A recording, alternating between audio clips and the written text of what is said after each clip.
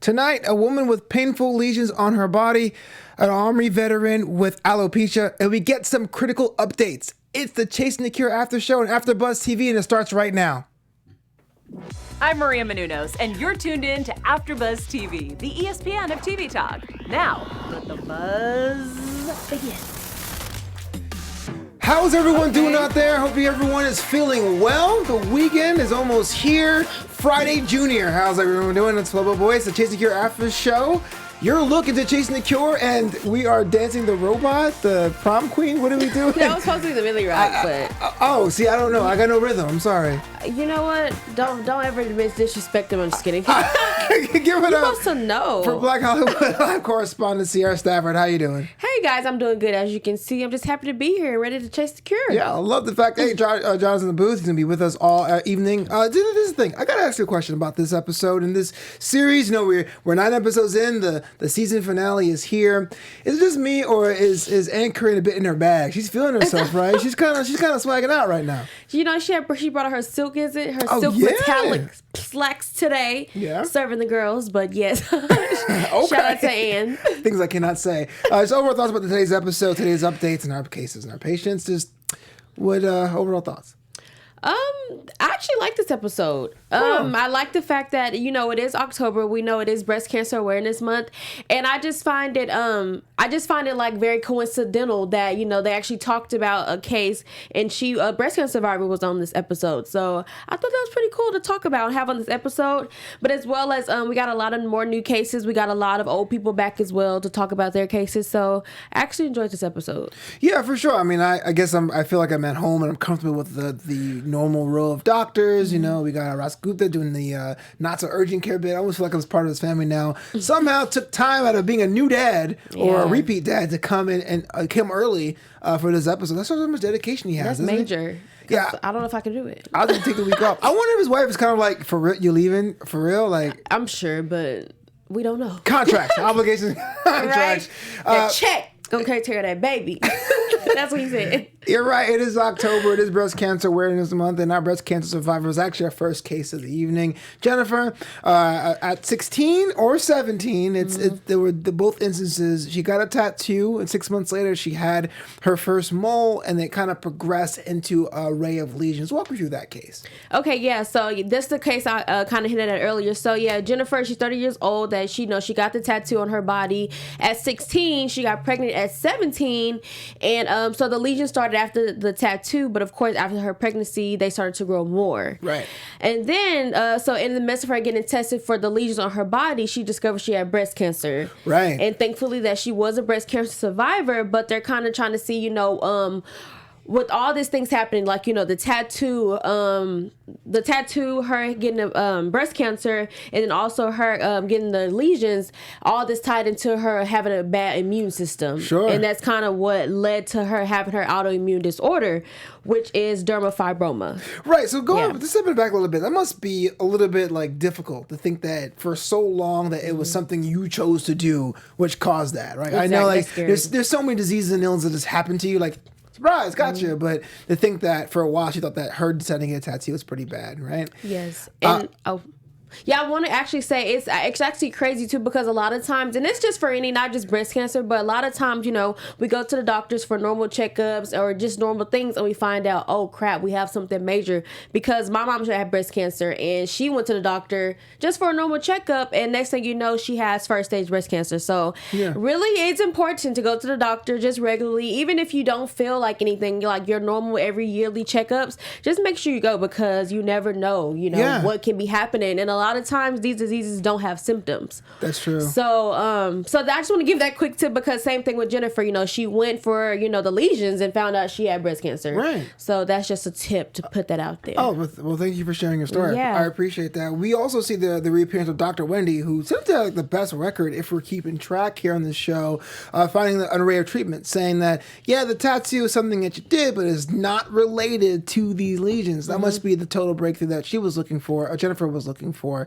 So I want to go through the actual diagnosis and her path to the cure. So she was officially diagnosed with rare multiple eruptive dermatofibroma, and it's due to the very aggressive cancer treatments during her breast cancer that caused the array of lesions. Yeah. So I think it was pretty cool that it said, hey, look, a lot of these things are based on immunity and they're not hereditary, which means you won't be able to pass it down to her kids. Yeah, that's cool. I think I like this case as far as like how they diagnosed her, because it actually made sense. I actually understood this case, like, you had all these things happen to you, so if that's why your immune system was getting attacked so much, and it makes sense. I mean, you went through a lot. Pregnancy goes on your body.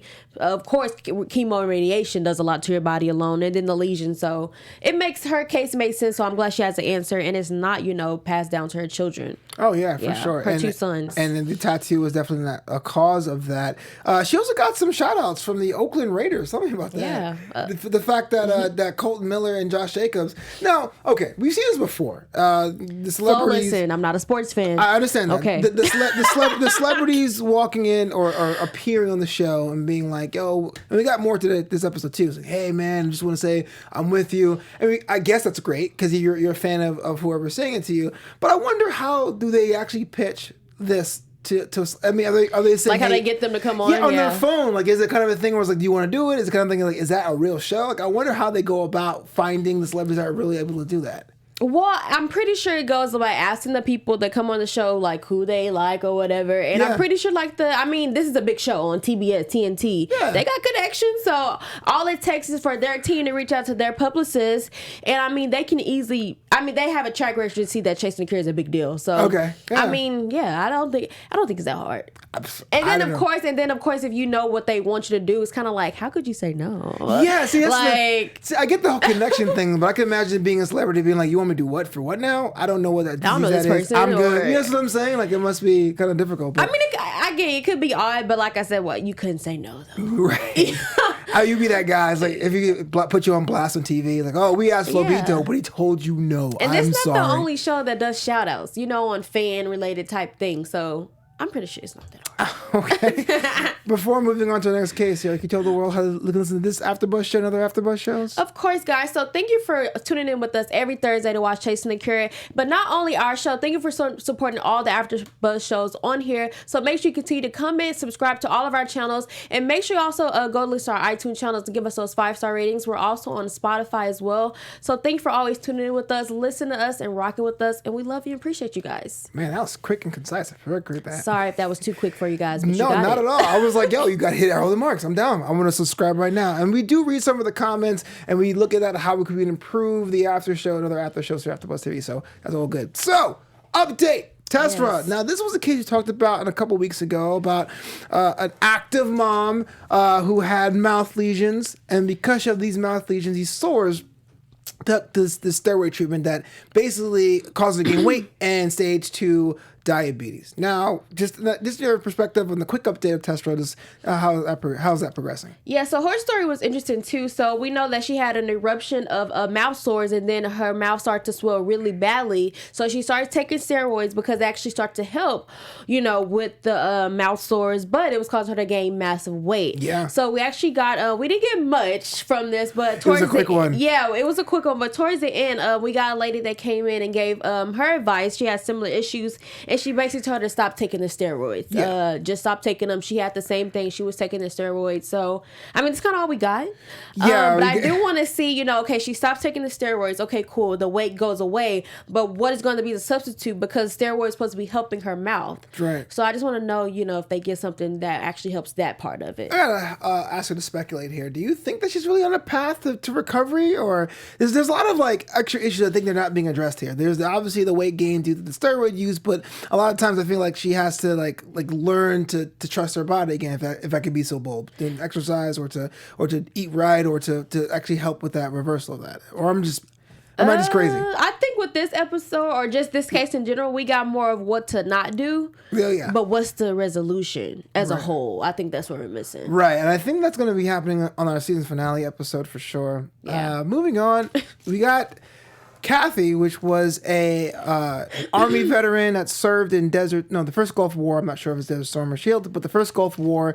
Currently 65, out of Killeen, Texas. Had this chronic cough that lasted over 20 years it seems. Sierra, walk me through this. I mean, Texas native, just feeling the whole array of symptoms. Yeah, so we know that Cathy, she was a retired U.S. Army sergeant. So she basically walked us through, like when she was in the Gulf War in Kuwait, I believe. Kuwait.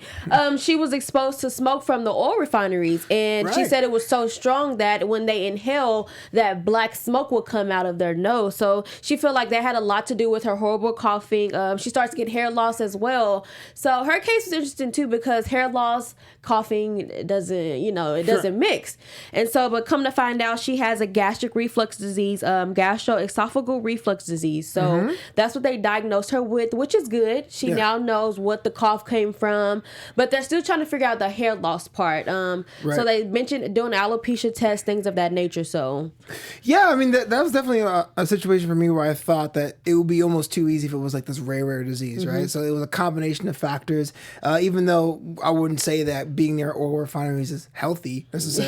But her coughing being tied to GERD is actually a blessing, and that GERD is very, very treatable. I mean, there are paths for treatment of GERD.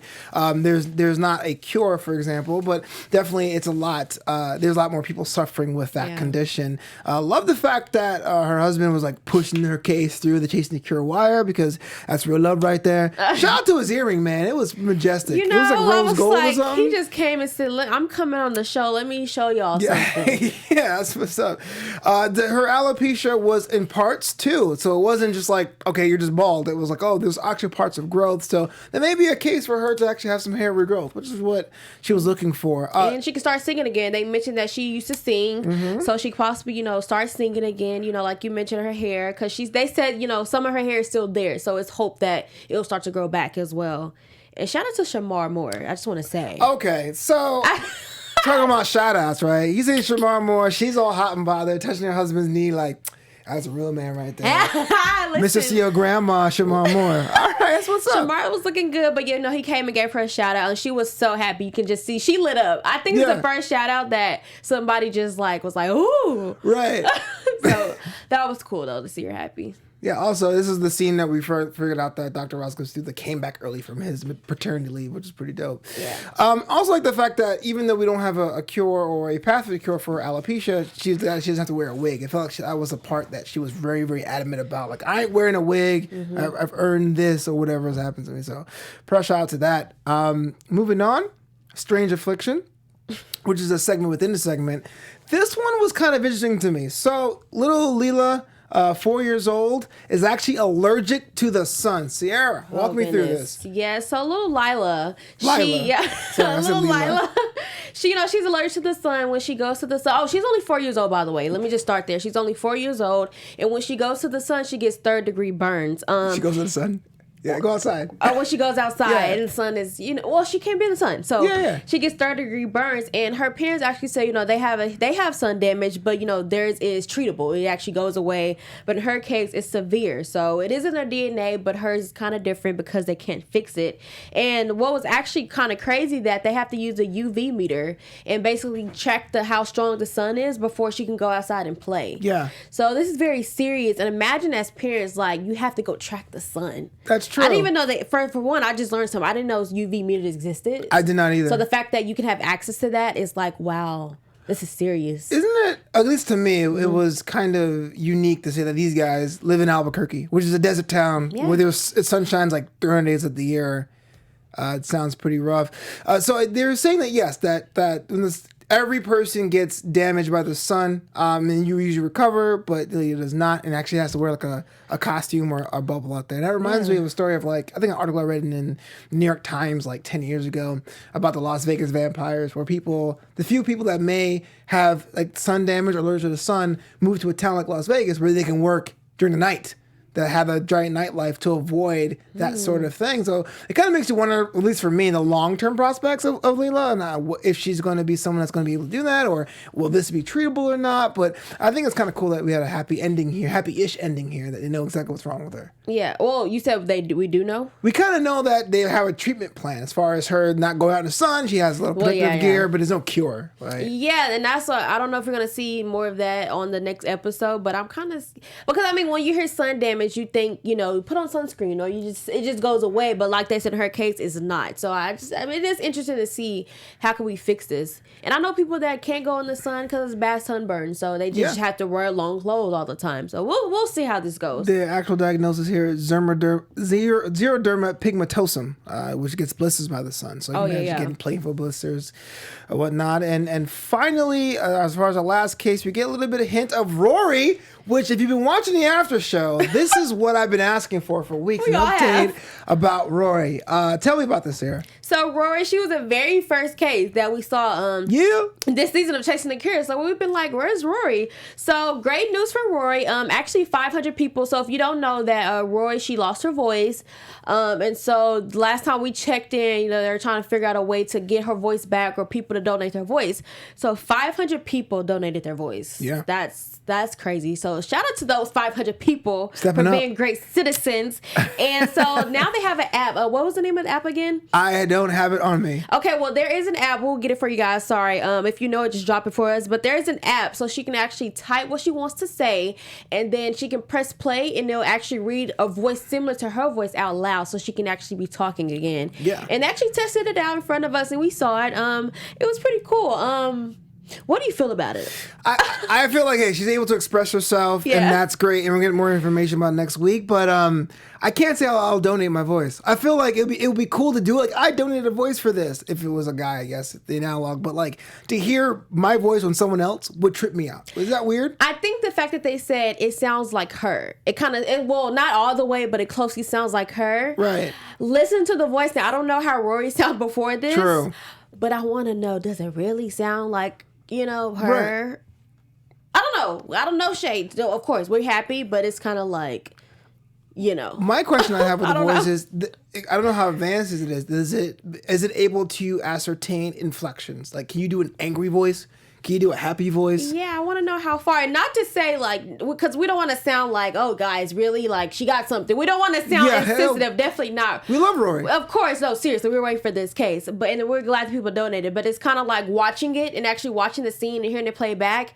It's like, I hope they just don't know, not animation, but you know what I mean? Yeah, absolutely. If you just go watch the show and you'll see what we mean. You could probably speculate I don't about want anybody to get the wrong impression. No, we actually like our people on Chasing the Cure. And speaking of the Cure, it's now time for Tools for the Cure. That's right. Tools for the Cure is our special segment where we talk about medical technology and other updates that helps out the world of medicine, help other doctors and medical professionals, help their patients find their cure, right? That's kind of like the tools of the trade. Guess what? If you guys have been following the medical news, Medtronic has finally found out their FDA approval for its InterSim micro neurotransmitter and the accompanying InterSim Circam means the chargeable device delivers special neuromodulating therapy to treat conditions as overactive bladder. So long story short, it's kind of like a medical electrical impulse to help out regulate things, almost like how a pacemaker does a heart, but for different parts of nerve endings.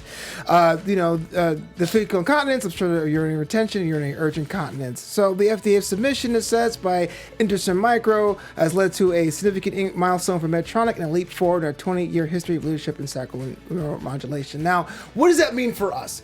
That means this device is even smaller than other ones before it, which means it could be a lot less intrusive when it's surgically implanted, and it can last up to 15 years without replacement surgery, which means these tools are getting smaller, more refined, and be able to be more durable as well. And so for that is our Tools for the Cure.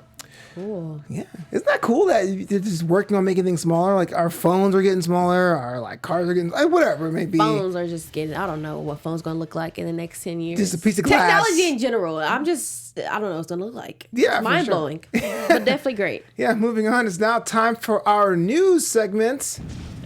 AfterBuzz TV News. Sierra, tell me something informative and fun. Yes, guys. So here I am again, bringing you all the facts. So it is Breast Cancer Awareness Month. So of course I had to make sure I give you some breast cancer facts. So as we all know, you hear a lot of myths about breast cancer or just any type of disease, but I want to give you the fact for that myth. So the first myth I have that we hear often in breast cancer is, I am too young to get breast cancer. So actually the fact behind that is many women who are under 40 are diagnosed with breast cancer. So you're never too young. I personally know people that were under 40 that, got diagnosed with breast cancer. So you're never too young, guys. So don't think that, ladies and men. And then, so the next myth we have is men can't get breast cancer. So actually, one in 240 men have a lifetime risk of breast cancer. So I don't know if you guys seen this really quick. Beyonce knows Matthew. He actually was diagnosed with breast cancer. That's her dad. Yeah, I mean, who did I say? He's Beyonce knows. Dad, yeah. Okay. Her dad was diagnosed with breast cancer. Yeah. So that was interesting. I never heard of that in a man. Yeah, Richard Roundtree, the original Shaft, also had breast cancer. Wow. So yeah, 1 in 240 men get that. So Yikes. men stay aware as well. Next one we have is alcohol is not linked to breast cancer, and the fact is that alcohol increases the risk of breast cancer. Really? Yes. I did not know that. So only on occasions, guys. Yeah, in moderation. Sure. No, seriously. Okay, next one I have for you is only women with family history have a risk of breast cancer, and the fact is that all women have a risk, but family history does increase it. Okay. So yes, of course, obviously family will increase it, but everyone's prone to it. So absolutely. So there's no one that's immune, or like everyone is potentially could be at risk. Yes, I actually read a study that it's very rare. Like it's probably like 1 in 8 that's like doesn't get it ever. Okay. But majority of women and men can get it. So no matter what it has, you can get it. So fantastic. Just always check. You never Good to know. And last one for you guys, the myth is I have never had children, so I can't get breast cancer. And the fact is, women who have never had children or any have had them after 30 have increased risk of breast cancer. So after 30, even if you have children, whether you have it or not, you can get it. So those are some facts or myths that I want to clear up, give you the facts about. So happy Breast Cancer Awareness Month. To make sure you guys stay up to date, aware of everything that comes with it. Go to the doctor, check your breasts, ladies, in the shower. Men, you can get it as well. So men, make sure you go get yourself checked as well. And let's just get a cure for this. Oh, sure. And make sure you partake in alcohol responsibly. Yes. Good to know. Thank you so much. Of course. A lot of things I've learned today. I was like, wow. It's, I just shout them out. Yeah, just shout them out. Just dropping knowledge. And now it's time for our predictions. And now, your AfterBuzz TV predictions. The penultimate episode was tonight. We have one more to go. So, all has to happen. Season finale. Big Lights, Bright City. What are we thinking? Oh, predictions. I'm thinking that. We've been saying this, and I think it may happen on the last episode, but are you still waiting for that just one case? That's not going to happen. There's too many open cases now. He already knew what I was talking about? Yeah, the one big case where like, wow, this person from beginning to end, it's not going to happen. I don't think so. I mean, I'm predicting that it might, but at this rate, like we said, it's the last episode next week, so we don't know. We'll see. But so far, I feel like a lot of the cases have got a positive outcome. Right. I feel like no one has got a negative outcome, so I'm just going to predict that they're just going to end that way. Sure. I mean, we got Rory in the mix, just getting something. Sean, the guy that was losing a bunch of weight. Quindella and her teeth journey. There's so many open cases right now that I would like to have at least a couple of them resolved. Yeah. Having that one like, whoa, case would be great, but it'd be kind of like, nah, thanks for watching the last 9 weeks. It doesn't matter kind of a thing. Yeah. But yeah, I would love to see that. See at least a cure, one more cure, just to say, look, you guys on the Twitter, on the live chat, on the case files, you totally made it happen, which is pretty dope. The question for you, season 2, is it possible? You think it's gonna come back? Or? Okay, you made a good point earlier how, like, I don't know if you guys noticed, but the show went from 90 minutes to 60 minutes. Correct. So we're thinking that it had a viewing issue. So I'm thinking that maybe that with that already happening, could there be a season 2? But we got a lot of cases. We got a lot of people involved. Like you said, people come give their shout outs, come their testimonies. So maybe that right there could connect more people. So I think it may be a season 2. But I feel like after seeing the last episode, I'll be able to tell. Final question for you though. Do you think now, let's say it doesn't come back. Like let's say the viewing issue is the reason why it is not a renewal. But does Chasing Cure have to be on television? Do you think that it maybe it'll survive in its current form as a web community kind of a thing, or am I just me being too digital first? I think TV helps it come out more. I mean, the web is just the web. But I feel like put it on the platform for people can see what people are interacting with on the web is what helps it. So I don't know. Okay, I just asked a question. I agree with you. I think it being on TBS or TNT definitely there's a platform. I think it comes back for season 2. The concept is unique enough for it to be, especially during the summer months. Yeah. And there's lots more cases because you go on ChasingCureLive.com. It's like there's enough content in there and potential patients. And I'm sure that a lot of people send their stories in. So they probably want to get everyone. So I mean, it's possible season 2. Yeah. Yeah, well, good to know. It's almost time for us to get out of here, but before we do, Sierra, where in the world find you online? You guys can find me on my Instagram at Sierra Stafford TV and on my Twitter at Sierra B. Stafford. Please go follow and stay up to date with me. Hey, I'm Flobo Boys. You can follow me at Flobo Boys on Twitter, at Flobito on Instagram, and of course, Flobito.com. But until next time, be well. Oh, one quick thing, guys. We will not be here next week. Flo and I will be out, so we'll be here the following week to cover the show for our fans. Yeah, be well. Our founder, Keven Undergaro, and me, Maria Menounos, would like to thank you for tuning in to AfterBuzz TV. Remember, we're not just the first, we're the biggest in the world, and we're the only destination for all your favorite TV shows. Whatever you crave, we've got it. So go to AfterBuzzTV.com and check out our lineup. Buzz you later. The views expressed herein are those of the hosts only and do not necessarily reflect the views of AfterBuzz TV or its owners or principals.